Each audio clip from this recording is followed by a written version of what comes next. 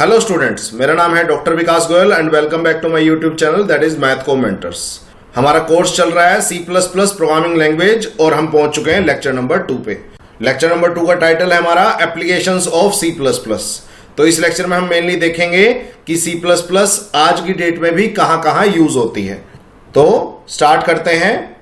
First है why C++ is so important. ठीक है, तो ध्यान से देखिएगा इस बात को। C++ programming language was invented in year 1979। तो 1979 में ये इन्वेंट हुई थी। ऑलमोस्ट आज तक 40+ ईयर्स हो चुके हैं, फिर भी हम इसको पढ़ रहे हैं। वो क्यों पढ़ रहे हैं ये आपको पता होना चाहिए कि 40 साल के बाद भी हम इस प्रोग्रामिंग लैंग्वेज को स्टिल पढ़ रहे हैं। हमारे कोर्स करिकुलम में ये है। तो ऐसा क्या खास है इस लैंग्वेज में कि आज की डेट में भी हमें ये कोर्स में पढ़ाई जा रही है। तो ये आपको सोचना चाहिए। अब देखते हैं इस बात का आंसर, क्योंकि आज के टाइम में भी C++ की काफी एप्लीकेशन है। वो कौन कौन सी हैं उनके बारे में बात करते हैं। तो थोड़ा ध्यान से देखिएगा, काफी इंपॉर्टेंट है आपके नॉलेज पॉइंट ऑफ व्यू से। तो आपको अगर पता होगा कि आज की डेट में भी C++ कहां यूज हो रही है, तो आप फील कर सकते हैं कि हाँ ये इतनी इंपॉर्टेंट क्यों है या आप क्यों पढ़ रहे हैं आज की डेट में भी। ठीक है, स्टार्ट करते हैं। फर्स्ट एप्लीकेशन है in designing PC and mobile games. तो मोबाइल गेम्स और कंप्यूटर की गेम्स को डिजाइन करने में काम आती है। तो अब इसको कुछ एग्जांपल से समझते हैं। होपफुली ये सारी गेम जो मैं एग्जांपल के तौर पे दिखाने वाला हूं ये आपने खेली भी होंगी और देखी भी होंगी। तो फर्स्ट टाइप ऑफ गेम है that is snake game in mobile. तो ये काफी बार आपने देखी होगी। नोकिया के पुराने मोबाइल फोन में ये काफी फेवरेट थी और काफी ज्यादा खेलते थे फ्री टाइम में, और होपफुली आज भी कुछ बंदे इसको खेलते होंगे। दूसरी होपफुली आपने ये गेम देखी होगी और खेली भी होगी, मारियो और सुपर मारियो। तो ये सारी की सारी जो है ये C और C++ लैंग्वेज में ही लिखी गई है। उसके अलावा कॉन्ट्रा, आपने काफी नाम सुना होगा इस गेम का और क्या पता खेली भी हो अपने टाइम में। काफी फेवरेट गेम है ये। अब ये कुछ एग्जांपल जो मैंने आपके सामने लिए हैं, ये सारी गेम जो है वो C और C++ में ही बनी हुई हैं। इसके अलावा बहुत सारी गेम्स हैं, ऑब्वियसली मैं उनका सबका नाम नहीं लिख सकता यहाँ। तो एक काउंटर स्ट्राइक आपने गेम देखी हो, खेली हो, तो उस गेम को भी C और C++ में ही डिजाइन किया गया है। अब क्लियर हो गया। नेक्स्ट एप्लीकेशन है इन ऑपरेटिंग सिस्टम। तो ऑपरेटिंग सिस्टम को डिजाइन करने के लिए, लिखने के लिए आपका C और C++ काफी यूज होती है। मैं बार बार C और C+ दोनों की बात कर रहा हूं क्योंकि C and C++ are almost same. बस C++ में ओप्स कंसेप्ट है तो वहां उनमें फर्क आता है, बट उनकी फंक्शनैलिटी ऑलमोस्ट सेम है। तो हम लेटर स्टेजेस पे C और C++ लैंग्वेज में जो कॉमन फीचर है उनकी बात करेंगे और जो डिफरेंसेस है उनकी बात करेंगे। फिलहाल C और C++ दोनों की एप्लीकेशन है ये सारी की सारी जो मैं बता रहा हूं। ठीक है, तो major parts of the all widely used operating systems are written in C and C++। तो इन दोनों लैंग्वेजेस की हेल्प से काफी मेजर पार्ट जो हैं वो ऑपरेटिंग सिस्टम के लिखे जाते हैं। तो कुछ एग्जांपल से इसको समझते हैं। आपको पता है विंडोज ये मोस्ट फेवरेट ऑपरेटिंग सिस्टम है और मैक्सिमम टाइम यही यूज होता है। तो विंडोज की मैक्सिमम कोडिंग C और C++ में है। इसके अलावा iOS that is used in Apple products, मतलब आईफोन और आईपैड में यूज होता है। इसके अलावा MS-DOS ये काफी फेवरेट आपका ऑपरेटिंग सिस्टम था पास्ट टाइम में। आज भी कुछ चीजों के लिए इसको यूज किया जाता है, बट मैक्सिमम चीजों के लिए आपका विंडोज ही चलता है। उसके अलावा यूनिक्स और लाइनेक्स, तो ये सारे के सारे ऑपरेटिंग सिस्टम हैं। काफी पार्ट इनका C और C++ में लिखा गया है। यूनिक्स ऑपरेटिंग सिस्टम तो टोटली ही C लैंग्वेज में लिखा गया है। तो मोर और लेस हर ऑपरेटिंग सिस्टम में C और C++ का यूज किया गया है। नेक्स्ट है इन वेब ब्राउजर्स। वेब ब्राउजर क्या होते हैं? ऐसे सॉफ्टवेयर जिसकी हेल्प से आप इंटरनेट पे कुछ भी एक्सेस करते हैं या कुछ भी डेटा एक्सेस करते हैं। तो मैक्सिमम वेब ब्राउजर के मेजर पार्ट जो है वो C और C++ में लिखे गए हैं। तो कुछ एग्जांपल से इसको समझते हैं। तो ये सारे वेब ब्राउजर आपने कभी ना कभी यूज किए होंगे। ये गूगल क्रोम होता है, ये माइक्रोसॉफ्ट एज होता है, ये मोजिला फायरफॉक्स है, ये ओपेरा है, ये सफारी है। तो ये सारे के सारे वेब ब्राउजर कहीं ना कहीं C और C++ में ही लिखे गए हैं। तो इनकी मैक्सिमम कोडिंग जो है वो C और C++ में ही होती है। तो आज की डेट में भी जो जो कंपनी इन वेब ब्राउजर्स पे काम कर रही है वहां पे आपको काम करने के लिए C और C++ की ही डिमांड रहेगी ऑब्वियसली। ठीक है, उसके बाद है इन GUI एप्लीकेशन। GUI का मतलब होता है graphical user interface applications and editors. तो काफी ऐसी GUI एप्लीकेशन है और एडिटर्स हैं जिनकी कोडिंग जो है वो C और C++ में की गई है। फॉर एग्जांपल एडोब फोटोशॉप, तो काफी यूज करते होंगे आप लोग, देखते भी होंगे। एडोब फोटोशॉप की कोडिंग जो है वो C या C++ में ही हुई है। उसके अलावा नोटपैड जो आप जनरली एक एडिटर यूज करते हैं। उसके अलावा वर्ड पैड यूज करते हैं आप कंप्यूटर में, फ्री है ये। इसके अलावा एमएस ऑफिस यूज करते हैं, ये पेड प्रोडक्ट है आपको पता है। उसके अलावा आप एडोब रीडर यूज करते हैं। इन सब की कोडिंग जो है वो सी और सी प्लस प्लस में ही हुई है। तो क्लियर हो गया। तो काफी ऐसे प्रोडक्ट हैं जो आप चाहे या ना चाहे आप डेली लाइफ में यूज करते हैं कंप्यूटर में, और सारे के सारे जो हैं वो सी और C plus plus programming language में ही बिल्टअप है। नेक्स्ट एप्लीकेशन है इन डेटाबेस मैनेजमेंट सॉफ्टवेयर्स। तो जो आपका डेटाबेस होता है जहां आपकी डेटा की कलेक्शन होती है, उसको मैनेज करने के लिए कुछ सॉफ्टवेयर्स की रिक्वायरमेंट पड़ती है, उनको बोलते हैं डेटाबेस मैनेजमेंट सॉफ्टवेयर। उनकी कोडिंग भी आपकी सी और सी प्लस प्लस में ही होती है। For example Oracle database, IBM का एक प्रोडक्ट आता है DB2, MySQL और MongoDB। ये सारे के सारे जो डेटाबेस मैनेजमेंट सॉफ्टवेयर हैं ये मोर और लेस सी और सी प्लस प्लस लैंग्वेज में ही डिजाइंड है और उसमें ही लिखे गए हैं। तो आप देख सकते हैं लेटेस्ट जो आज की डेट में डेटाबेस चल रहा है वो MongoDB चल रहा है, वो भी आपका सी और सी प्लस प्लस में ही लिखा हुआ है। तो अगर कोई particular companies in particular DBMS softwares को बना रही है तो ऑब्वियसली वहां सी और सी प्लस प्लस की डिमांड हमेशा ही रहेगी, क्योंकि ये हॉट फेवरेट लैंग्वेजेस हैं इनको डिजाइन करने के लिए। इसके अलावा नेक्स्ट है for creating other programming languages. तो ऐसा नहीं है कि सी और सी प्लस प्लस खुद ही प्रोग्रामिंग लैंग्वेजेस हैं, बट दूसरी प्रोग्रामिंग लैंग्वेजेस को भी बनाने के लिए आपको सी और सी प्लस प्लस की जरूरत पड़ती है। तो most famous and widely used आपकी आज की डेट में प्रोग्रामिंग लैंग्वेज है जावा। उसकी जो कोडिंग है मेजरली सी प्लस प्लस में की गई है, कुछ पार्ट उसका सी में भी लिखा गया है। तो दूसरी प्रोग्रामिंग लैंग्वेजेस को भी इन्वेंट करने के लिए आपको सी और सी प्लस प्लस लैंग्वेजेस की हेल्प लेनी पड़ती है। तो that's a great thing about it. तो जावा प्रोग्रामिंग लैंग्वेज भी खुद सी प्लस प्लस लैंग्वेज में लिखी हुई है। क्लियर होगी। नेक्स्ट है इन मैनी इंजीनियरिंग एप्लीकेशंस। तो ये एप्लीकेशंस आप जनरली यूज करते हैं और आप अभी यूज नहीं कर रहे तो लेटर स्टेजेस में यूज करेंगे जब आप जॉब में होंगे या आप हायर क्लासेस के लिए जाएंगे। तो मैं उनके कुछ एग्जांपल दे रहा हूं आपको। तो many widely used engineering applications are written in C plus plus. Hopefully आपको देखते सार ये समझ में आ जाएगा। फर्स्ट है ऑटोकैड। तो ऑटोकैड का होपफुली आपने नाम सुना होगा, काफी बच्चों ने सुना होगा। तो मैक्सिमम सिविल और मैकेनिकल एप्लीकेशंस में इसका यूज होता है और ये भी आपकी सी प्लस प्लस में लिखी हुई है। उसके अलावा नेक्स्ट है मैटलैब सिमुलिंक। तो जनरली इलेक्ट्रिकल स्टूडेंट्स के लिए, इलेक्ट्रिकल ब्रांचेस के लिए इसका जरूरत पड़ती है। मैटलैब का एक पार्ट है सिमुलिंक, उसकी हेल्प से आप सिमुलेटर डिजाइन करते हैं और सर्किट्स डिजाइन करते हैं। इसके अलावा नेक्स्ट है आपकी ऑटोडेस्क। ये एक 3D एनिमेशन सॉफ्टवेयर है, इसकी हेल्प से आज की डेट में 3D एनिमेशन की जाती है। और नेक्स्ट है कैटिया। तो कैटिया जो है ये इलेक्ट्रॉनिक स्टूडेंट के लिए काफी अच्छा सॉफ्टवेयर है और जनरली उनको सीखना भी पड़ेगा लेटर स्टेजेस पे ही। ठीक है। तो ये सारी की सारी इंजीनियरिंग एप्लीकेशन जो है ये भी खुद सी और सी प्लस प्लस में ही बनी हुई। उसके बाद नेक्स्ट है इन मल्टीमीडिया प्लेयर्स। मल्टीमीडिया प्लेयर्स होते हैं ऐसे सॉफ्टवेयर जो आपके सॉन्ग्स प्ले करते हैं, मूवीज प्ले करते हैं, उन सबकी भी कोडिंग मैक्सिमम टाइम सी और सी प्लस प्लस में ही होती है।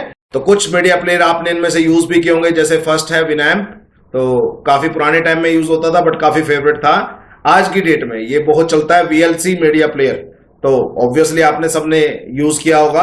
और नेक्स्ट है विंडो मीडिया प्लेयर।